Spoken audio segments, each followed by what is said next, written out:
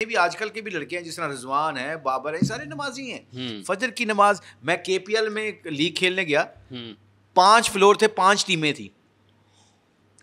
आप यकीन माने कि फजर की नमाज 5 फ्लोरों के ऊपर जमात हो रही थी। अल्लाह, केपीएल में 5 फ्लोर, 5 टीमें, 5 फ्लोरों पे जमात होती थी, सारे अपनी अपनी जमात पढ़ रहे होते थे। क्यों? क्योंकि जब रोल मॉडल सईद अनवर जैसे क्रिकेटर बन जाते हैं, जिन्होंने सारा डिवोटेड करते हैं अपने आप को, तो अल्लाह अपने बंदों की कुर्बानियों को ज़ाया थोड़ी करने देता है। आज भी देखें ना हाफिज़ साहब, असल मसला जो हम यहाँ पे बैठ के बात कर रहे हैं ना, वो मेहनत चाहिए, हर चीज़ की मेहनत है। यू कैन नॉट, कोई भी चीज़ आप मेहनत के बगैर नहीं अचीव कर सकते। आपने इल्लामा इकबाल ने कितना खूबसूरत तरीके से डिफाइन किया, अपने मन में डूब कर पाजा सुरागे ज़िंदगी, अपने मन में डूब कर पाजा सुरागे ज़िंदगी, तू मेरा ना बन सका तो ना बन, अपना तो बन। अच्छा, जिस तरह आपने अभी चूँकि ज़िंदगी के मुख्तलिफ अदवार हैं ना आपके भी, और एक टाइम में रोशनियों की चकाचौंध है, बरकी कुमकुमों में मैचेस खेले जा रहे हैं, stand up for the champions हैं, ठीक है जी, और वहाँ पर नारे लग रहे हैं, भंगड़े लग रहे हैं, ये गाने सुने जा रहे हैं, लंबी लंबी फ़्लाइटों पे हेडफोन लगाए हुए हैं। और लाहौर से अगर आपने मेलबर्न जाना है तो लंबी फ़्लाइट है, हिथ्रो एयरपोर्ट पे जाना है लाहौर से तो लंबी फ़्लाइट है। वो वक्त ऐसे गुजरता था, आज मुख्तलिफ़ तरीक़ों से गुजरता है। ये मुश्ताक साहब कैसे बदल गए? घर वालों ने किस तरह से उसको रोका कि किधर जा रहे हो डैडी, मुशीब आइन किधर जा रहे हो? अल्लाह का शुक्र हाफ़िज़ साहब, ये तो अल्लाह की मेहरबानी है, जितना शुक्र अदा करें कम है। मेरी वाइफ, मेरे बच्चों, मेरी फैमिली ने, अल्लाह जन्नत नसीब करे मेरे वालिद साहब को, मैं उनको अक्सर देखा करता था। अभी आपने कहा ना ये रोशनियाँ, ये वाह वाह शोहरत, कहते हैं ना very difficult to handle success. आज हमारे बच्चों से जो कामयाबी जब मिलती है, उनसे हैंडल क्यों नहीं होती? पता है क्यों? इन्वायरमेंट ऐसी मिल गई है आपको। हमारे साइंस क्या कहती है, कितने % पानी है आपके जिस्म में हाफ़िज़ साहब, पता है आपको कि नहीं? मैं बताऊं, 68% 70% पानी है। पानी नू चुल्हे ते रखो तो की होएगा? गर्म हो जाएगा। गर्म पानी नू चुक के फ्रिज च रखो तो ठंडा हो जाएगा। वी नीड एनवायरनमेंट, जैसा माहौल होगा ढल जाएंगे। पानी लाल रूह अफ़ज़ा डालोगे तो लाल हो जाएगा, संदल डालो तो वो हरा हो जाएगा। हाँ जी, ऐसे ही है ना। मी यू डजंट मैटर कितना इल्म है, जब तक हम उस एनवायरनमेंट, जुल्करनैन की जो मैं तारीफ़ कर रहा था ना, जुल्करनैन ने हमें दुनिया से निकाल के उस माहौल में लेके गया था। वो 3 दिन जमात में नहीं जाते, वो लेके मस्जिद में सहरोज़ा, वो सहरोज़े, पहले सहरोज़ा कहाँ लगाया था? ये खालिद मस्जिद कैवलरी में। और मैं हाफ़िज़ साहब बड़े बहाने मारे सी, अच्छा, मैं नहीं जाना, मैं कहा कितने इन्हां नाल फस गया मैं मौलवियां च। अच्छा, ये मस्जिद से मुझे याद आया, आप इधर करीब ही एक जहाँ पर आप सुने तो सही, हाँ, वो खालिद मस्जिद में गए, मैं था, इंजमाम था, वकार था। अच्छा, विकी ने भी लगाया मैं? हाँ माशाल्लाह, ये सारे विकी माशाल्लाह नमाज नूज पढ़ जब भी हो। तो मैं क्या किधर जाऊँगा? अच्छा, पहले 3 घंटे में बड़ा अनकंफर्टेबल हुआ। अच्छा, ये मैं आपको आज सच्चे दिल से बता रहा हूँ, उस रात की खालिद मस्जिद की चटाई के ऊपर नींद जो नींद है, वो आज तक मुझे ऐसी नींद नहीं आई। सहरोज़ा का पहला दिन ऐसी नींद, एक क्रिकेटर है, मैं उसका नाम नहीं लूँगा, हाँ, उसको नींद नहीं आती थी रात को। अच्छा, बहुत कम नींद थी रिटायरमेंट के बाद, उसको नींद नहीं आती थी। वो गया, मौलाना ताज मीर साहब थे उस सफ़र में, खानपुर गए हम, खानपुर में गए, मट्टी था वो एक मस्जिद जहाँ पे रुके थे, लोग ही लोग आगे क्रिकेटर्स को देख, वो लेटे। अगले दिन उनसे फजर पे उठे, फजर नाश्ता कर रहे थे हम, तो उन्होंने कहा कि मुझे नींद नहीं आती थी। उन्होंने कहा जी हाँ जी, सब ने कहा हाँ बड़ी मुश्किल से आपको नींद आती है। उन्होंने पता क्या कहता है, मेरी ज़िंदगी में सबसे गहरी और प्यारी नींद आ जाइए, क्योंकि यहाँ पे अल्लाह का हुक्म मानता है कि कोई खालिक और मालिक और पैदा करने वाला अल्लाह है। तुम बिस्तर तो खरीद सकते हो, नींद नहीं खरीद सकते। नींद तो अल्लाह ही देते हैं, नींद अल्लाह ही देते हैं, नींद अल्लाह दे। अच्छा, ये जो आपने मस्जिद का जिक्र किया है, एक मस्जिद भी आप के ज़ेर इंतज़ाम रही, ज़मामुल हक़ साहब और मुश्ताक अहमद साहब, ये करीबी आपकी रहाइशगाह के पास, तो ये किस तरह की तब्दीली है कि अल्लाह की राह में मस्जिद को संभालना कैसा तजुर्बा है? हाफ़िज़ साहब, आप यकीन करें कि ये इंज़माम ने बनाई, इंज़माम ने सब कुछ किया, एक दोस्त के साथ मिलके ना, उन्होंने काफ़ी खर्च किया। तो हम तो उधर पढ़ते हैं, नमाज़ पढ़ते हैं, बाकी तो सारा इंतज़ाम वो करते हैं। और थोड़ा बहुत क्रेडिट मैं अपनी वाइफ को भी देता हूँ कि वो जितने भी मस्जिद के खर्चे हैं वो अपने खर्चे से निकाल के उनको देती है। ठीक है, आपके अलिया मोहतरम, अल्लाह का शुक्र है। वह कहना नहीं चाहिए, अल्लाह उनको जज़ाए खैर दे उनको, इसलिए मोटिवेशन है दूसरे, ये मोटिवेशन भी है ना, मोटिवेशन भी है। और ये वैसे कुरान में अल्लाह ने कहा भी है कि आप खुफिया भी खर्च करें, एलानिया भी खर्च नहीं, करें। वो उस नीयत पे बहुत डिपेंड करता है, क्योंकि ये मगर वो अल्लाह का शुक्र है वो करती है, मतलब मस्जिद का बल्ब तक वो इस्तेमाल हो तो उसके पैसे वो सारा बड़ी खुशकिस्मती है आपकी, बहुत बहुत। और खाना खिलाती है। अच्छा, मतलब रमज़ान में पूरे पहले रमज़ान से लेके आखिरी रमज़ान तक मस्जिद की सारी इफ्तारी उसके ज़िम्मे है।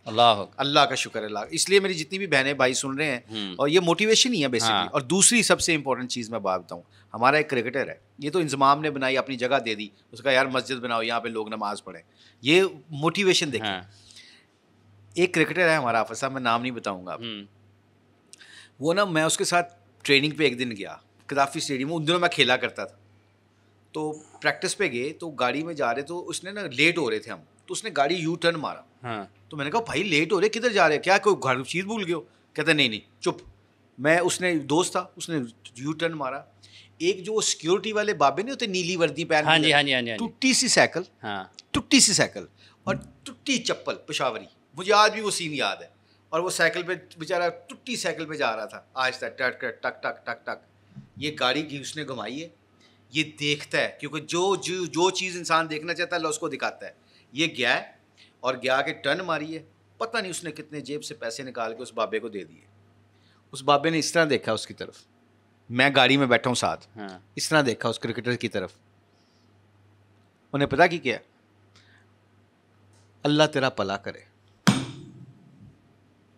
अल्लाह तेरा भला करे, वो अल्फाज। मैं कोई 5 मिनट हाफिज़ साहब खामोश, मेरे रोंगटे अभी भी खड़े हो गए उस सीन को देख के। 5 मिनट मैं खामोश रहा, मैंने कहा की कीता है तू, और उसकी दुआ बाबे ने सुनी है। वो तो एक्सपेक्ट ही नहीं कर रहा सी बेचारा, पता नहीं रात को 8-10 घंटे कहता है मेरे वाले साहब अल्लाह को प्यारे हो गए, वो क्रिकेटर कहता है मेरे अल्लाह को मेरे वाले साहब प्यारे हो गए। ऐसे जो भी बुज़ुर्ग मैं बाबे देखता हूँ मुझे मेरे वालिद याद आ जाते हैं। तो मैं कहा मैं अपने वालिद को कभी साइकिल पे देख सकता हूँ ऐसे चलाते हुए, तो मुझे फिर अपने वालिद याद आता है कि शायद मैं इसकी खिदमत करूँगा, अपने बाप की तरह इसकी खिदमत करूँगा। और उसने पैसे देते हुए पता क्या था, बाबा जी अपने पुत्र की कमाई समझ के रखना अपने को। आप मुझे बताएं अल्लाह रेट नहीं लगाएगा ऐसे बंदे का? मैं क्या कैसे करते हो? कहते मैं I always look on the roads, ऐसे कोई बाबे जो रेडियाँ पे लगाए होते हैं उनको देता हूँ, जो सही मेहनत कर रहे होते हैं। 10 घंटे हाफिज़ वो बुजुर्ग, किसी का माँ बाप होगा, किसी का बाप बच्चों के लिए कमाया रहा होगा, उस बाप की उस बुजुर्ग की दुआ जो निकली होगी उसका कोई मैच है?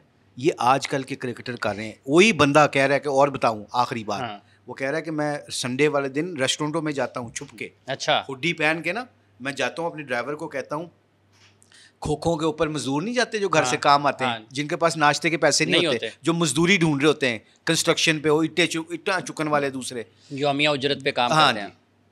कहता है हर रेस्टोरेंट, हर वो खोखो पे जाता हूँ और पूछता हूँ, खोखे वाले से पूछा है अपने ड्राइवर को भेज के, कहता है पूछता हूँ एक पराठा और एक चाय की कीमत कितनी है, और लोग सारे वहाँ एक पराठा और चाय पीते हैं। चाय पराठा, अंडा नहीं खा सकते, चने नहीं खा सकते, दूसरी चीज़ें नहीं खा सकते। तो कह रहे जी एक मजदूर आंदा है, वो एक पराठा एक चाय लेंदे थे, 10 रुपये लगते हैं, 12 रुपये लगते हैं। आज से 3-4 साल पहले की बात बता रहा हूँ। तो उसने पता क्या कहा, उसने कहा कि आज जितने भी मजदूर आएंगे जो खाना चाहता है ना उसको दे दो, उसको कहे पैसे हो गए हैं जी। और कहता आधा पौना घंटा बैठ के देखता हूँ, वो पता क्या कहता है, कहता है जब मैं गरीब था तो मेरे वालिद साहब जब मेहनत करके पैसे लाते थे, तो मुझे आज भी वो सीन याद है, वो अपना माजी नहीं भूला था। आज जितने भी मुसलमान भाई बहन सुन रहे हैं, जब आप लोगों का ख्याल रखेंगे, और अल्लाह क्या कहता है, सखी को कभी छोड़ता नहीं, कंजूस का कभी बनता नहीं। अच्छा आखिरी बात है ये, आप जुल्करनैन को देख के आपके पेट में दर्द होती है, यार मुश्ताक अहमद को देख के किस लोगों के पेट में दर्द होती है? नहीं मैं तो क्या गुजरा हूँ इन सब में, हाफिज़ साहब मैं क्या गुजरा हूँ। ईमानदारी की बात है, ये सच्ची बात बता रहा हूँ, मेरा वो पोटेंशियल नहीं है। अच्छा, जिस तरह अभी सईद अनवर है, इंजमाम है, या यूसुफ है, या सकलैन है, ये बहुत डिवोटेड है। अच्छा, मैं थोड़ा कमजोर आदमी हूँ, मैं मतलब चले सकलैन को देख के, आपको देख के, अगर 3-4 इकट्ठे किसी को, सईद भाई को चलो कर लेते हैं। सईद भाई को देख के अभी भी हमारे पेट में दर्द शुरू हो जाती है।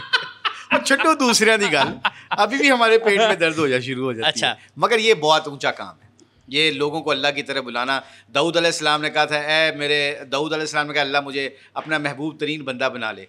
तो अल्लाह ने कहा है दाऊद अगर तू मेरा महबूब तरीन बंदा बनना चाहता ना, जा लोगों में जाके मेरे तज़किरे किया कर, लोगों को बता तेरा रब कैसा माफ़ करने वाला है, वो ऐसा माफ़ करने वाला है तुम माफ़ी मांगते मांगते थक जाओगे, तुम्हारा अल्लाह तुम्हें माफ़ करते करते नहीं थकावट होती है लोगों से बात करते हुए, या इतनी दूर दूर एक 4-4 महीने का दौरा, 4-4 महीने का चिल्ला?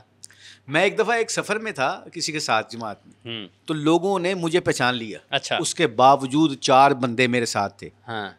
अपनी शॉप से धक्के दे के निकाला था। हैं? हाँ जी, मैं विटनेस हूँ। और मैं कभी भी, जितने भी हमारे व्यूअर्स सुन रहे हैं ना, एक आपसे रिक्वेस्ट है, कभी भी बगैर तहकीक के बात ना किया करें। मैं ये उसमें उस 4 बंदों में खड़ा था। निकाल दिया दुकान से? उन्होंने कहा निकलो निकलो, हमें पता है, हमारी दुकान पे ना आया करो, आज के बाद तबलीग करनी है जाओ जाके गैर मुस्लिम में करो। निकाल दिया। और जो अमीर साहब थे वो क्या, कोई बात नहीं, आ जाओ, कोई बात नहीं। मुझे बहुत गुस्सा चढ़ा था आप साहब। अच्छा। मैं लड़ने लगा था।